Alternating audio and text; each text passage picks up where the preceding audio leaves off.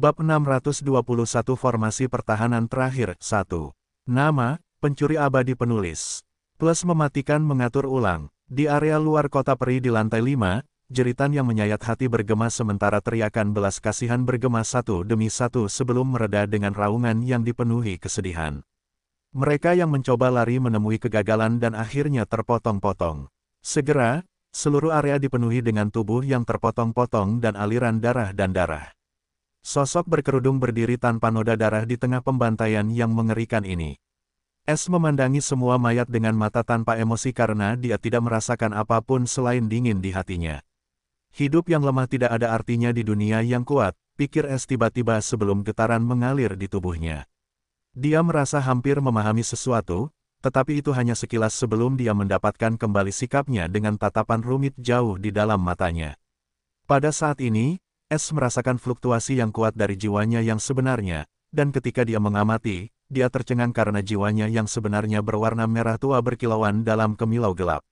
Pola gelap pada jiwa sejati berwarna merah tua itu menjadi jelas dengan kecepatan yang mengerikan, dan akhirnya dapat dipahami setelah menyerap semua segmen jiwa dari orang mati. S tercengang karena pola gelap itu benar-benar menyerupai wajah, dan dia merasakan darahnya menjadi dingin karena wajah itu tampak jahat dan memberikan aura hantu. Apakah ini alasan roh menara membuatku membunuh? Aku samar-samar bisa merasakan pikiranku menjadi aktif dengan haus darah hanya dengan mengamati benda ini. Entitas keji macam apa ini? S merasa takut. Dia tahu dia akan menjadi boneka benda ini tanpa sistem, sama seperti para elf itu. Tetap saja, dia menjadi lebih waspada dan bertekad untuk memainkan perannya sebagai boneka dan tidak berani meremehkan musuh hanya dengan keadaannya yang rusak. Pada saat ini, suara sistem berbunyi. Sama dengan. Berhasil mencopet, 194. Hadiah, 109.500 poin pencuri. Tanda hubung. Poin pencuri, 34.010.500. Tanda hubung. Peringkat pencurian. Pencurian tingkat rendah, 88. Tanda hubung. Pencurian yang diperlukan untuk peringkat berikutnya. Pencurian tingkat rendah, 92/10.000. Pencurian tingkat menengah, 2/1000. Pencurian tingkat tinggi, 0/100. Sama dengan. Meskipun S telah membunuh para elf itu, dia tidak lupa mencuri cincin penyimpanan mereka. Karena dia akan membunuh mereka, dia mungkin juga mendapatkan sesuatu darinya. Dengan cara ini, simbol pencuri bahkan tidak akan punya waktu untuk muncul, dan tidak ada yang akan bisa menebak identitas aslinya, atau roh menara akan mencurigai apapun. Kendalinya atas benang jiwa dan copet sungguh luar biasa pada saat ini. Dalam kepanikan dan ketakutan akan kematian, para elf itu bahkan tidak menyadari cincin penyimpanan mereka telah hilang. S kemudian mengambil senjata-senjata yang tersebar, pelat susunan, dan pelat formasi juga sebelum dia bergerak menuju area dalam kota tanpa mengaktifkan silumannya. Karena dia telah memutuskan untuk menyebabkan pembantaian, dia akan melakukannya kecuali itu tidak akan membahayakan hidupnya. Para elf ini paling banyak berada di puncak inti sungai Platinum atau pembudidaya alam jiwa berlian, jadi dia tentu saja tidak takut. Mengenai harta karun tersebut, hanya harta karun kelas 7 atau lebih yang dapat menjadi ancaman baginya. Dia juga memperoleh ingatan tentang pesaing paling kuat di lantai ini. Mereka berada di sekitar alam jiwa Platinum tingkat lanjut, yang dapat dia tangani dengan mudah. Terakhir, tidak ada anggota keluarga elf kerajaan terkemuka di lantai ini, hanya mereka yang memiliki harta karun kelas 7, dan itu dapat dihitung dengan satu tangan. Jadi, harta karun tersebut cukup berharga, dan mereka tidak akan mengambilnya kecuali jika itu adalah krisis yang akan datang pada keberadaan mereka. Dalam arti tertentu, S tidak terkalahkan di lantai 5, dan bahkan lantai 6 tidak akan menjadi ancaman apapun. Saat S bergerak menuju bagian dalam kota, semakin banyak elf yang mulai menyergapnya, tetapi mereka semua hanya menemui satu akhir, kematian. Harta karun atau kemampuan mereka yang tersembunyi sama sekali tidak berguna, dan bahkan jika mereka disembunyikan ratusan meter jauhnya, mereka tetap terbunuh. S mencuri dan membunuh semua orang yang muncul di peta takdir. Anggota terkuat dari aliansi pamungkas menunjukkan ekspresi serius saat mereka semua mengelilingi sebuah bangunan dengan struktur seperti malapetaka. Itu adalah gerbang masuk menuju lantai 6. Ada ratusan elf, dan semuanya setidaknya berada di alam jiwa, dan para pemimpin dari keluarga kerajaan cabang menjaga gerbang masuk. Bagaimana situasinya? Ernest bertanya sambil memegang kubus komunikasi sambil menunjukkan ekspresi serius. Namun, tidak ada jawaban dari sisi lain karena keheningan total. Regu penyergapan ke-12 tidak menjawab. Mengapa ada situasi di pihakmu? Chaile tidak bisa menahan diri untuk tidak melihat Louis, yang sedang marah. Sampah itu juga tidak akan menjawab. Apa-apaan ini? Dia mengumpat. Faun juga memasang ekspresi jelek saat melihat para elf yang mengelilingi gedung dan berkata dengan muram, sebelum aku kehilangan kontak dengan pengintaiku, mereka melaporkan tentang ratusan penyergap yang terbunuh secara misterius, dan mereka mungkin juga sudah mati. Bagaimana ini mungkin? Apakah monster itu begitu menakutkan? Kudengar kultivasinya hanya di alam inti Sungai Perunggu, dan dia tidak menyerang sebelumnya. Apa yang sebenarnya terjadi? Peri perempuan lain bertanya dengan tegas. Kami sama tidak tahunya dengan tetua hijaumu. Kami terkejut oleh monster yang menerobos masuk ke kota meskipun kami sudah berhati-hati. Sekarang kami kehilangan kontak dengan semua orang yang ditugaskan di area luar dan dalam. Aku khawatir monster itu sengaja menipu kita untuk melakukan hal-hal yang tidak bisa diserangnya, dan kultivasinya kemungkinan besar juga merupakan tipuan yang licik. Kemungkinan besar dia berada di puncak kultivasi alam jiwa platinum. Ernest mendesah muram. Bahkan jika dia berada di puncak alam jiwa platinum, dia tetap tidak akan sebanding dengan kita yang berjumlah 9 orang. Louis berkata dengan nada meremehkan. Chaile mengangguk sebelum matanya yang indah berubah dingin. Aku setuju. Namun untuk berjaga-jaga, sebaiknya kita bersiap untuk hal yang lebih buruk. Aku telah meminjam formasi pertahanan terakhir dari Lord Randall untuk berjaga-jaga jika kita tidak punya pilihan lain. Mata Ernest berbinar dengan sedikit keterkejutan saat dia berseru, Nona Chaile, apakah formasi pertahanan terakhir ini adalah formasi kelas 6 tinggi yang sama berharganya dari keluarga kerajaan utama yang dapat memberikan seseorang kekuatan alam manifestasi jiwa tahap awal untuk waktu yang singkat? Semua orang menatap Chaile dengan sedikit keheranan saat mereka mendengar ini. Chaile tersenyum acuh sambil mengangguk, Elder Ernest memang berpengetahuan luas. Itu memang formasi pertahanan terakhir yang baru saja kau jelaskan. Kalau begitu, Lord Randall ini seharusnya. Ekspresi arogan Louis berubah menjadi ketakutan saat dia memikirkan seseorang yang menakutkan. Chaile terkekeh sambil mengangguk, sepertinya kau sudah menebaknya. Lord Randall adalah putra kedua dari Ratu Peri dan juga salah satu dari 3 pemuda yang memiliki kesempatan untuk memasuki lantai 7 dan menjadi peri suci keempat. Petik 2. Jadi, dia adalah pangeran peri kedua. Semua orang berseru karena mereka semua adalah anggota keluarga kerajaan cabang, dan mereka tahu perbedaan antara keluarga cabang dan keluarga utama sangat jauh. Hanya ada 5 keluarga kerajaan cabang, yang terdiri dari ratusan klan bersama-sama, jika tidak ribuan. Poligami cukup normal bagi para peri dengan status tinggi, dan seorang ahli kesadaran hukum dapat memiliki istri atau suami sebanyak yang mereka inginkan. Ratu Peri adalah contohnya karena dia memiliki 2 suami yang keduanya adalah ahli alam kesadaran hukum. Terakhir, mereka tidak lain adalah 2 orang lainnya yang berhasil memasuki lantai 7 di samping Ratu Elf. Siapapun yang berhasil muncul di lantai 7 disebut peri suci oleh ras Elf. Jadi, wajar saja jika mereka tercengang ketika mendengar Chaile memiliki hubungan yang mengerikan dengan seseorang yang berpotensi menjadi peri suci. Kakek Chaile adalah ahli alam kesadaran hukum dari keluarga cabang mereka, tetapi itu tidak berarti dia dapat berhubungan dengan pangeran elf kedua karena itu. Kenapa? Ernest tiba-tiba menebak sesuatu saat dia melihat wajah Chaile yang angkuh dan cantik. Chaile kemudian mengungkapkan dengan sedikit rona merah, aku sudah bertunangan dengan pangeran kedua sebagai selir keduanya. Semua orang tercengang, sementara 2 wanita lain dalam kelompok itu merasa cemburu karena mereka tahu wanita ini akan terbang tinggi. Mereka akhirnya mengerti bagaimana dia bisa mendapatkan formasi yang sangat berharga dari keluarga kerajaan. Selamat, selir. Mereka semua mengubah cara mereka memanggil Chaile, tetapi jauh di lubuk hati, mereka mengutuknya karena menjadi gelandangan yang licik karena mereka tahu Chaile baru mengungkapkan fakta ini sekarang karena dia ingin mendapatkan serangan terakhir pada monster dengan mengorbankan penggunaan formasi itu. Jika sebelumnya, mereka mungkin akan mencoba bertarung, tetapi mereka tahu monster itu akan menjadi ancaman besar jika mereka tidak bekerja sama, dan mereka juga tidak mau mengambil risiko menguji keadaan As berjalan ke alun-alun besar yang dipenuhi para elf kuat saat mereka mengepung pintu masuk menuju lantai 6. Namun, ekspresinya tetap acuh tak acuh saat dia melihat panel notifikasi. Sama dengan. Pencopetan berhasil, 1570. Hadiah, 11.810.450 poin pencuri. Tanda hubung. Poin pencuri, 45.820.950. Tanda hubung.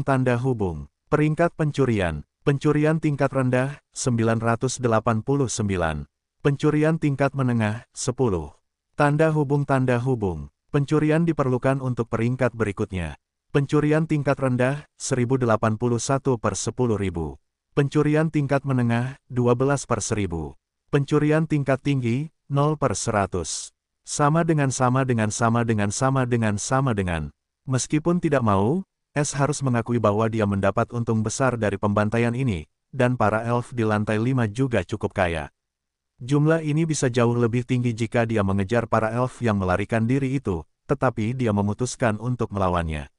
Dia hanya membunuh mereka yang menghalangi jalannya dan menyelamatkan mereka yang lolos dari deteksi peta takdirnya. Meskipun demikian, dia masih belum sepenuhnya tenang karena wajah jahat pada jiwa sejati berwarna merah tua itu sekarang tampak jelas, dan aura jahat yang mengerikan terpancar darinya. Meskipun sistem telah menekannya, S masih bisa merasakan haus darah yang mengerikan yang memaksanya untuk membunuh semua yang menghalangi jalannya. S merenungkan bahwa kemungkinan besar itulah tujuan sebenarnya untuk membunuh orang lain dengan segmen jiwa. S bahkan meningkatkan kultivasinya ke tahap inti sungai jiwa emas agar tidak menimbulkan kecurigaan. Karena bahkan setelah membunuh semua elf itu, jika dia masih berada di tahap inti sungai perunggu, maka roh menara itu pasti akan curiga padanya dan mungkin melakukan sesuatu yang lebih berlebihan. S kemudian mengalihkan fokusnya ke elf di depannya dengan ekspresi menyesal. Dia tidak ingin melakukan tindakan seperti ini, tetapi dia tahu mereka adalah penyebab yang sia-sia karena pengaruh. Segmen jiwa. Elf-elf itu memegang senjata dan ditempatkan dalam formasi tentara. Lengkungan berada di depan sementara prajurit dengan perisai menutupinya. Rasanya mereka sedang menghadapi pasukan, bukan hanya satu orang. Tidak seorang pun bisa menyalahkan mereka karena mereka semua telah mendengar tentang monster yang terkenal kejam yang hampir tidak dapat dihentikan. Lebih dari separuh pasukan mereka masih kembali karena tidak seorang pun menduga S akan memasuki kota dengan mudah, dan sekarang mereka tidak punya pilihan selain menahannya sampai bala bantuan tiba. Namun, mereka semua adalah anggota tingkat tinggi dari aliansi mereka dan mendapat dukungan dari anggota cabang keluarga kerajaan, jadi mereka tidak sepenuhnya takut. Namun, beberapa elf yang berpikiran jernih merasa sangat takut karena mereka menyadari S datang sendirian dan tidak ada elf yang mengikutinya. Ini hanya bisa berarti bahwa para elf yang ditempatkan di area luar dan dalam sudah mati atau ditinggalkan. Dalam kedua kasus, itu berarti monster di depan mereka tidak mudah dihadapi dan merupakan makhluk yang menakutkan. Namun, mereka tidak dapat berbuat apa-apa terhadap ketidaknyamanan mereka karena para elf berpangkat tinggi di belakang juga sama menakutkannya. Dasar binatang buas, menyerahlah dengan patuh, dan aku akan memberimu kematian tanpa rasa sakit. Atau kau akan mati dengan cara yang paling menyakitkan. Suara dingin Caile bergema di sekitar saat ini. S tidak dapat menahan diri untuk tidak melihat ke arah gedung pintu masuk dan melihat 9 elf tepat di depan pintu yang terkunci. Dia juga memperhatikan bahwa 8 dari mereka sedang duduk bersila dalam format trigram. Lebih jauh, 8 pelat formasi kuning melayang di atas kepala mereka, sementara wanita elf yang berdiri di depan kelompok ini memiliki pelat formasi hitam di atas kepalanya. Sebuah formasi. S menyipitkan matanya karena dia tidak merasakan ancaman apapun dari formasi itu dan merenungkan bahwa formasi itu masih tidak aktif. Tetap saja, dia tidak terlalu memikirkannya karena para wanita itu baru berada di puncak tahap kultivasi Platinum Soul Realm, dan begitu pula ke-8 elf yang duduk itu. S menjawab dengan nada yang sama dinginnya, mengapa kalian semua tidak menyingkir dari hadapanku, dan aku akan mengampuni nyawa kalian yang tidak penting. Kalian harus belajar dari rekan-rekan kalian yang sudah mati. Sayangnya, nasib kalian tidak akan lebih baik jika kalian tetap keras kepala. Jadi, dia membunuh semua orang. Mata Caile menyipit, ada lebih dari ribuan prajurit. Aku tidak percaya orang ini tidak kelelahan setelah membunuh mereka semua. Aku tidak akan kehilangan kesempatan ini untuk memasuki lantai 6 dan kemudian meningkatkan status dan harga diriku di mata pangeran. Bahkan jika aku harus mengorbankan semua orang di sini. Niat membunuh melintas di matanya saat dia berkata dengan dingin, kalau begitu aku akan mengirim kalian pergi sendiri. Kalian seharusnya merasa terhormat untuk mati di tanganku. Para elf lainnya tercengang ketika mendengar pernyataan arogan Caile. Mereka mengira Caile akan menggunakan mereka sebagai pasukan meriam untuk menguras tenaga musuh. Namun, Caile tiba-tiba mengajukan diri untuk bertarung, dan sebuah kemungkinan muncul di benak mereka. Mungkinkah monster itu menggertak dan sudah diambang kematian, dan Caile takut mereka akan membunuhnya secara tidak sengaja dan mencairkan hadiahnya. Keserakahan muncul di mata beberapa elf, tetapi mereka tidak menyerang ke depan dan memutuskan untuk melihat apa yang akan terjadi terlebih dahulu. Namun, beberapa dari mereka mengira bahwa kepercayaan diri Caile berasal dari platformasi aneh yang melayang di atasnya dan kepala anggota keluarga kerajaan lainnya. Adapun kedelapan orang yang duduk di sana, mereka hanya bisa tersenyum pahit karena mereka tahu mereka tidak punya nasib dengan monster itu lagi. Jadi, mereka memilih untuk menjilat Caile daripada menyinggung perasaannya dengan bertarung demi monster itu. Itu jauh lebih menguntungkan bagi mereka karena ini akan memberi mereka pengaruh dalam keluarga kerajaan utama. Mereka tidak yakin bisa membunuh monster itu sendiri. Mengenai merampas formasi Caile, mereka hanya akan membantu monster itu dengan bertarung di antara mereka sendiri, dan Caile mungkin punya kartu truf lainnya. Atau dia tidak akan berani mengungkapkan keberadaan formasi Last Stand dengan mudah. Mereka mungkin punya pikiran lain jika ada waktu lain atau jika dia telah mengungkapkan formasi itu sebelum monster itu menyusup ke kota dan menangkap mereka tanpa diduga. Es menatap Caile, yang berjalan ke arahnya saat para elf itu memberi jalan untuknya. Es tidak bisa menahan diri untuk tidak merasa waspada, jadi dia langsung bersikap waspada. Dia bisa menebak bahwa platformasi itu adalah sumber kesombongan dan kepercayaan diri elf ini. Aktifkan formasi. Perintahnya dengan lembut saat ini. Tipuan yang remeh. Dia mencibir. Mereka pasti bodoh jika berpikir bahwa dia akan memberi mereka waktu untuk mengaktifkan formasi hanya dengan berdiri di sana. Sementara para elf itu membuang-buang waktu berdiri di sana, Es telah menyebarkan ratusan benang jiwa, yang semuanya terpasang pada cincin penyimpanan para elf itu. Bahkan Caile yang sombong maupun kedelapan elf itu tidak mendeteksi keberadaan benang jiwa itu. Mereka sama sekali tidak sebanding dengan kekuatan jiwa Es. Pada saat ini, Es mengirimkan benang jiwa ke arah platformasi yang melayang di atas kepala mereka. Namun, Es tercengang ketika benang jiwa itu hancur ketika mereka hampir menyentuh platformasi itu. Es menyipitkan matanya karena ini berarti platformasi itu sudah aktif. Pada saat ini, kedelapan orang yang duduk dalam pola trigram tiba-tiba bertepuk tangan, dan tiba-tiba, Ki menyembur keluar seperti asap dari tubuh mereka sebelum naik dan mulai tenggelam ke platformasi di atas kepala mereka. Apa yang terjadi selanjutnya membuat semua orang tercengang, termasuk Es. Simbol rune hitam mulai muncul di bawah 8 simbol itu, dan tiba-tiba, simbol-simbol itu mulai meluas dalam formasi trigram saat mereka menutupi semua elf lain di sekitar mereka, termasuk Caile. Es cukup pintar untuk tidak terperangkap dalam formasi aneh itu. Namun, dia merasa bersalah dan langsung menggunakan copet sebelum benang jiwa dihancurkan oleh formasi aneh ini. Meskipun dia ingin menggunakan copet untuk mengejutkan mereka, dia tahu jika dia melewatkan kesempatan ini, dia mungkin tidak akan mendapatkannya nanti. Sama dengan. Pencopet berhasil, 1003. Hadiah, 15.000,000 poin pencuri. Tanda hubung. Poin pencuri, 60.820.950. Tanda hubung. Peringkat pencurian. Pencurian tingkat rendah, 720. Pencurian tingkat menengah, 282. Pencurian tingkat tinggi, 1. Tanda hubung. Pencurian diperlukan untuk peringkat berikutnya. Pencurian tingkat rendah, 1.801/10.000. Pencurian tingkat menengah, 294/1000. Pencurian tingkat tinggi, 1/100. Sama dengan.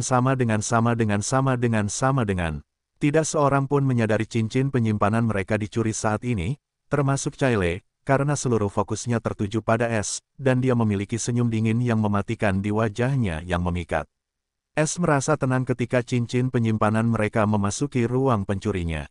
Sekarang mereka hanya memiliki senjata dan baju zirah mereka sementara semua kartu truf mereka hilang. Pada saat ini, lempengan formasi hitam di atas kepala Caile mulai berputar saat berkilauan dalam kemilau gelap, dan tiba-tiba ki hitam kabur tiba-tiba terlepas dan langsung melesat ke atas kepala Caile. Di bawah ekspresi terkejut es, aura Caile mulai melonjak. Ah, apa ini? Teriakan wilayah tiba-tiba terdengar dari salah satu elf yang diselimuti formasi. Kultivasiku, tidak kekuatan hidupku sedang dihisap oleh formasi ini. Ah. Hentikan, kau tidak bisa melakukan ini.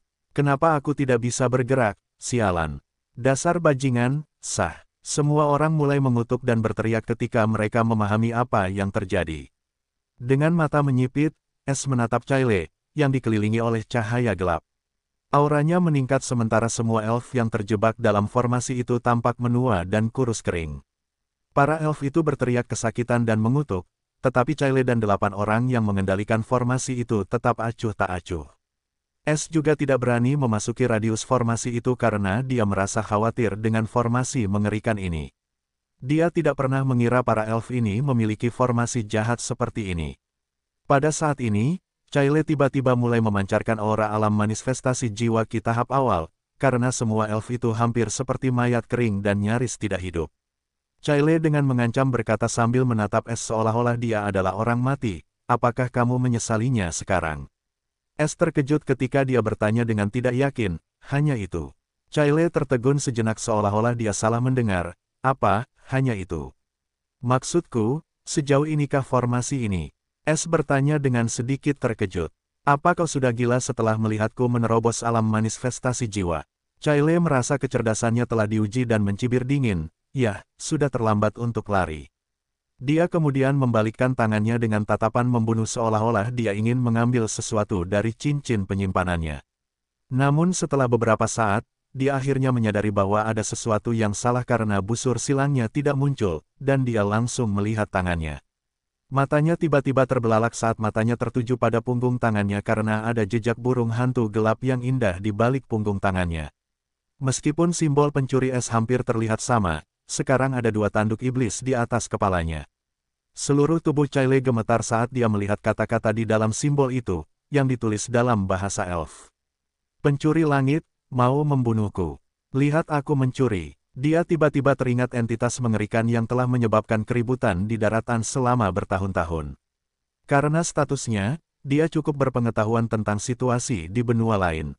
Apa yang sebenarnya terjadi? Bagaimana mungkin dia tidak tahu tentang Thief Sky Stealer yang sulit ditangkap, yang bahkan membuat iblis kehilangan seluruh reputasinya dalam kurun waktu bertahun-tahun. 8 orang yang mengendalikan formasi itu juga menyadari perubahan ekspresi Caile saat dia menatap tangannya dengan linglung. Mereka juga merasa ada yang salah dengannya. Namun pada saat ini, mereka mendengar suara, monster, yang dingin namun mengejek, kalian membuatku khawatir sesaat. Es tidak membuang waktu lagi karena simbol pencuri telah terekspos, dan dari emosi Caile, dia tahu dia familiar dengan nama pencurinya. Tanpa memberi Caile kesempatan untuk berbicara, dia menggerakkan lengan bajunya, dan tali jiwa itu langsung melesat ke arahnya seperti ular yang menyerang. Caile tersadar dari linglungnya saat dia merasakan bahaya mendekat. Dia tidak punya waktu untuk merenungkan bagaimana pencuri yang sulit ditangkap itu memasuki menara suci mereka atau mengapa dia disebut monster oleh Roh Kudus. Karena senjatanya dan kartu truf lainnya telah dicuri, dia hanya bisa menggunakan kultivasinya. Ki ungu tiba-tiba terpancar dari dirinya saat dia memanifestasikan perisai untuk memblokir serangan tak terlihat itu. Namun, dia terkejut ketika penghalang ki ungu itu tiba-tiba hancur seperti kaca. Sebelum dia bisa melakukan keterampilan lain, dia merasakan sesuatu berputar di sekujur tubuhnya dan melilit anggota tubuhnya. Kau, bagaimana? Dia ingin berteriak, tetapi yang membuatnya ngeri, dia merasakan sesuatu melilit mulutnya. Dia menolak dengan putus asa, tetapi bahkan ki-nya pun tertekan karena suatu alasan. Meskipun ki-nya sekarang memiliki kualitas manifestasi jiwa, dia tidak memiliki hukum dari seorang kultivator alam manifestasi jiwa sejati. Itulah sebabnya es dengan mudah dapat menaklukkannya dengan tali jiwa pencuri. Bahkan jika ada seorang kultivator alam manifestasi jiwa tahap awal yang nyata, mereka juga akan menemui akhir yang sama, apalagi yang palsu seperti Caile. Inilah kengerian sebenarnya dari harta karun kelas 8, terutama jika senjata itu kebetulan digerakkan oleh ki jiwa surgawi. Es tidak memberi Caile kesempatan untuk berbicara saat dia menggunakan tali untuk menutup mulutnya dan membuat seluruh tubuhnya tidak berguna. Kedelapan elf itu terkejut ketika mereka melihat Caile ditekan dan hanya berdiri di sana sambil berputar-putar seperti ikan. Namun, sesuatu yang lebih mengejutkan terjadi. Mereka melihat cahaya pedang mulai muncul di belakang monster, dan mereka bisa merasakan aura menusuk yang mengerikan dari jauh di sana. Kita bukan tandingannya, Ernest meraung dengan ekspresi terkejut. Dia ingin melarikan diri, tetapi dalam kebingungannya, dia merasa benar-benar terjebak dalam posisinya. Meskipun ingin bergerak, dia tidak bisa, tidak peduli seberapa keras dia mencoba. Yang lain juga memperhatikan ini dan mendapati diri mereka dalam situasi yang sama dengan Ernest. Sial, jalan itu tidak memberitahu kita bahwa kita akan berada dalam kondisi seperti itu jika kita menjadi titik aktivasi. Dia menipu kita semua, Louis meraung marah dan ketakutan. Kita sekarang menjadi sasaran empuk. Gunakan kartu trufmu, tidak perlu menahan diri, atau kita akan mati. Fawn berteriak dengan wajah pucat saat dia ingin mengeluarkan sesuatu dari cincin penyimpanannya. Namun, pada saat inilah mereka akhirnya menyadari cincin penyimpanan mereka tidak merespons dan ketika mereka melihat tangan mereka, darah mereka hampir berhenti. Namun sayang, sudah terlambat karena semburan cahaya pedang sudah menuju ke arah mereka seperti gelombang pasang yang tak terhentikan. Caile tentu saja adalah orang pertama yang ditelan oleh aliran pedang dan sama sekali tidak berdaya, seperti ikan di atas talenan. Adegan mengerikan terjadi saat aliran pedang itu menyapu setiap elf yang sekarat, menyebabkan mereka terpotong-potong. Beberapa bahkan meledak, dan beberapa berubah menjadi bubur. Apapun yang menghalangi jalannya dipotong tanpa perlawanan. Dan bagaimana mereka bisa melawan? Es telah menggunakan 90% ki jiwanya kali ini dan menarik semuanya dalam serangan ini. Dia ingin menyingkirkan mereka semua dalam satu gerakan. Es merasakan tali jiwa mengendur saat dia mendesah karena dia tahu itu sudah berakhir dan menelusuri kembali tali jiwa ke lengan bajunya. Di depannya tidak ada apa-apa selain pemandangan berdarah. Bahkan senjata, baju besi, dan pelat formasi para elf dari formasi terakhir yang berdiri hancur oleh serangannya yang mengerikan. Terakhir namun tidak kalah pentingnya, bangunan yang dijaga menuju pintu masuk lantai 6 juga setengah hancur. Es kemudian melihat ke arah tangannya yang lain, dan setelah itu, pedang kelas 6 di tangannya berubah menjadi debu, tidak menyisakan apapun kecuali segenggam debu halus di tangannya. Senjata agung lainnya hilang bahkan tanpa aku menggunakannya. Rasanya seperti hanya hadir dalam niat pedang yang diwujudkan oleh ki surgawiku seperti racun mematikan bagi senjata-senjata ini. Es tersenyum pahit sambil menggelengkan kepalanya dengan sedikit frustrasi. Namun, dia berhenti memperhatikan masalah sepele ini ketika dia merasakan sejumlah besar vitalitas jiwa memasuki jiwa sejati berwarna merah tua saat menyerapnya tanpa membiarkan apapun lolos. Es telah mendesak untuk menghentikannya, tetapi karena sistem masih belum memperingatkannya tentang bahaya apapun, dia membiarkannya dan bergerak menuju gerbang lantai berikutnya, yang sekarang terlihat. Dia tahu begitu para elf itu kembali, berita ini akan menyebabkan keributan besar begitu mencapai para elf tingkat tinggi di daratan utama para elf. Es hanya berharap bahwa roh menara sekarang puas dengan pembunuhan sebanyak ini dan tidak akan mencoba memainkan trik lagi di lantai berikutnya. Dia masih yakin bisa keluar tanpa cedera dari lantai 6, tetapi jika lantai 7 dijaga oleh 3 penggarap alam kesadaran hukum. Jika roh menara menaruh ketiganya di ekornya, maka itu akan menjadi bencana baginya. Itulah sebabnya dia sekarang bertindak seperti peri biasa setelah membunuh banyak orang.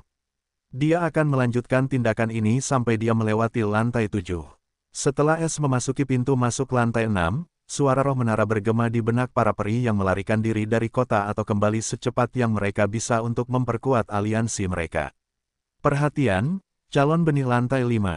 Pengumuman acara khusus lantai 5 telah mencapai kesimpulan. Para penantang benih telah gagal menghentikan bentuk kehidupan khusus memasuki lantai ke-6.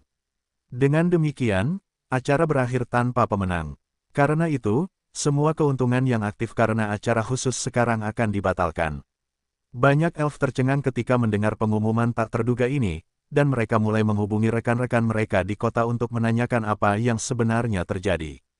Bagaimana mungkin ribuan elf gagal menjaga pintu masuk? terutama ketika ada anggota keluarga kerajaan yang terlibat.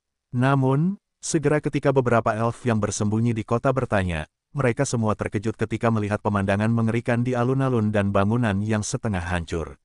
Semua orang melaporkan hal ini kembali, tetapi mereka semua tahu berita ini akan menyebabkan keributan besar di ras elf bijaksana di wilayah tengah benua elf. Terdapat sebuah kota yang megah dan di tengah kota ini terdapat sebuah istana indah yang bersinar dalam warna emas cemerlang di bawah sinar matahari, seperti kuil suci. Ini adalah kota bijaksana dari ras elf bijaksana dan istana suci orang bijaksana, tempat keluarga kerajaan utama tinggal. Di istana suci orang bijaksana bagian selatan terdapat halaman para pangeran dan putri. Pada saat ini, seorang elf bertopeng berpakaian hitam sedang berlutut di depan seorang elf yang sedang duduk yang tampannya seperti iblis dengan tatapan acuh tak acuh. Dia adalah Randall, pangeran elf kedua dan seorang anak ajaib di generasinya. Randall dengan tenang bertanya, jadi, secara keseluruhan, para elit, termasuk Caile, telah dimusnahkan oleh monster. Menyebabkan berakhirnya acara khusus itu, bukan? Elf bertopeng yang berlutut itu mengangguk mengiyakan. Benar, Yang Mulia.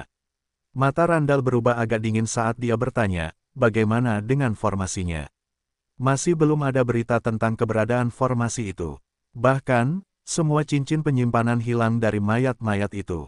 Aku sendiri telah menyelidikinya sendiri, dan tidak ada yang salah dalam klaim ini. Peri bertopeng itu berkata dengan kepala tertunduk. Bibir Randall melengkung membentuk senyum dingin, sepertinya orang-orang rendahan itu menjadi semakin berani dari hari ke hari. Jika mereka pikir mereka dapat mengambil barang-barangku dan lolos begitu saja, maka mereka hanyalah orang bodoh. Aku ingin formasi itu kembali, apapun yang terjadi. Kau seharusnya tahu apa yang harus kau lakukan. Kan, jangan khawatir, pangeranku. Aku akan menyelesaikan tugas ini secepatnya. Peri bertopeng itu segera meyakinkan. Namun, dia ragu sejenak sebelum berkata, tentang Lady Caile. Randall berkata dengan dingin, bagaimana dengannya? Lord 3 Earth Arrow mungkin akan mencarimu setelah dia menerima berita kematian Lady. Peri bertopeng itu berkata dengan lembut dengan nada yang agak firasat. Randall mencibir dengan nada menghina, perempuan jalang itu hanya cocok untuk dijadikan mainan, dan tanpa pengaruh si tua bangka itu, aku tidak akan pernah setuju untuk menjadikannya kolumbinku. Biarkan si tua bangka itu datang. Biarkan aku melihat apakah dia punya nyali untuk menyalahkanku karena mengirimnya. Dialah yang ingin mengambil kesempatan itu, dan aku bahkan membantunya. Jadi tidak ada yang perlu dikhawatirkan.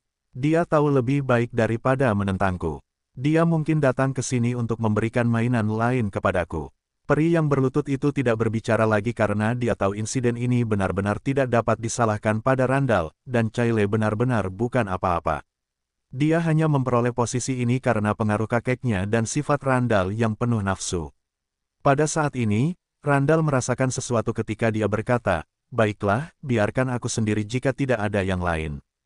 Peri yang berlutut itu tidak tinggal diam dan segera menghilang dari tempatnya seperti hantu. Randall kemudian menjentikkan tangannya dan sebuah kubus komunikasi muncul, yang berkedip terus-menerus. Dia mengaktifkannya. Dengan demikian, sebuah suara dalam yang dipenuhi dengan kegembiraan terdengar, kakak kedua, baru saja, aku menerima berita bahwa acara khusus yang sama di lantai 5 telah diumumkan oleh Roh Kudus di lantai 6 juga. Ekspresi acuh Randall berubah menjadi keheranan, dan dia dengan cepat bertanya dengan gembira, apakah kamu yakin? Tentu saja, Putri Mahkota sudah mulai bersiap. Suara pria itu dipenuhi dengan kebencian ketika dia berkata, Putri Mahkota. Ekspresi Randall jatuh ketika kecantikan dunia lain muncul di benaknya, niat membunuh muncul di matanya, mulailah bersiap. Kita akan pergi dengan kekuatan penuh. Aku tidak boleh melewatkan kesempatan ini. Mari kita lihat apakah ibu terus menyukainya setelah aku memberinya kejutan dan menamparkan wajah bajingan tua itu ketika aku bertemu mereka di lantai 7. Tetapi permaisuri raja pertama mungkin akan memberinya beberapa harta karun yang kuat, yang akan membuat kita semakin sulit untuk mendapatkan hadiah tersebut, terutama jika monster itu adalah yang sama di lantai 5. Aku tidak berpikir raja pertama akan membiarkan gadis kesayangannya jatuh ke dalam bahaya seperti itu tanpa tindakan perlindungan apapun. Suara pria itu dipenuhi dengan kebencian dan kecemburuan saat dia meludah dengan penuh kebencian. Ekspresi Randall juga gelap karena semua kegembiraan mereda setelah dia mendengar ini dan menggertakkan giginya karena marah. Dia adalah putra dari permaisuri raja kedua, sementara putri mahkota lahir dari permaisuri raja pertama dan juga anak sulung. Di sisi lain dari komunikasi ini adalah adik laki-lakinya, pangeran ketiga. Namun, karena Ratu Elf dan permaisuri raja kedua pada dasarnya tinggal di lantai 7 dan berkultivasi serta jarang muncul, terutama permaisuri raja kedua, permaisuri raja pertama telah menjadi orang yang bertanggung jawab atas seluruh benua elf.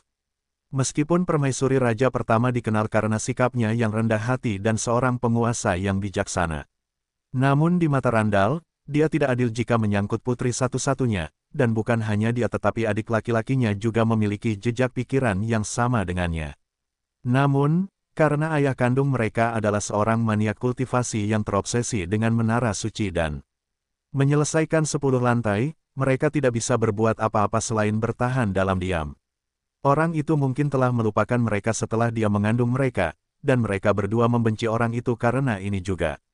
Meskipun permaisuri raja pertama memperlakukan mereka seperti anak-anaknya sendiri dan memberi mereka banyak sumber daya yang sesuai dengan status mereka, mereka masih belum puas dan selalu merasa cemburu pada kakak perempuan pertama mereka dan dendam terhadap permaisuri raja pertama. Randall dengan mengancam mengucapkan, "Kali ini, kita akan habis-habisan, sudah saatnya untuk menyeret saudari kita yang sombong itu dari kedudukannya untuk selamanya." Tanda hubung tanda hubung tanda hubung. Di aula ujian masuk lantai 6. Potongan-potongan boneka yang rusak tergeletak di lantai saat Es berdiri dengan pedang patah di tangannya. Suara tanpa ekspresi dari roh menara itu berdering. "Pesaing benih hantu hitam, selamat karena telah melewati lantai kelima dengan gagah berani. Peringkatmu di papan peringkat pesaing benih telah berubah dari peringkat nomor 49.216 menjadi peringkat 9.308. Mata Es menyipit ketika dia mendengar peringkat itu, jadi ada kurang dari 10.000 elf di lantai 6. Yah, kurasa itu sudah bisa diduga karena hanya mereka yang memiliki keyakinan mutlak yang dapat menjalani ujian mematikan yang tidak dapat dikembalikan ini.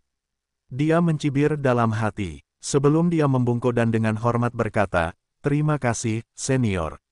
Kamu telah mendapatkannya sendiri, hantu hitam. Karena kamu adalah orang ketiga yang memasuki lantai 6 dalam waktu yang begitu singkat. Itulah sebabnya kamu diberi hadiah 10 jam waktu kultivasi Scarlet Sight serta 100 jam tambahan untuk menunjukkan semangat prajuritmu yang gagah berani. Kamu dapat menggunakannya kapan saja kamu suka. Apakah kamu ingin menggunakannya sekarang?" Es hanya menjawab, "Aku tidak akan menggunakannya untuk saat ini. Terima kasih atas kemurahan hatimu, senior." Dia tidak tertarik membuang-buang waktu di tempat yang disebut suci ini. Es ragu-ragu sebelum berkata, "Senior, jangan tersinggung, tapi tentang pilar cahaya itu." Es ingin berpura-pura seperti junior yang patuh agar roh menara tidak curiga.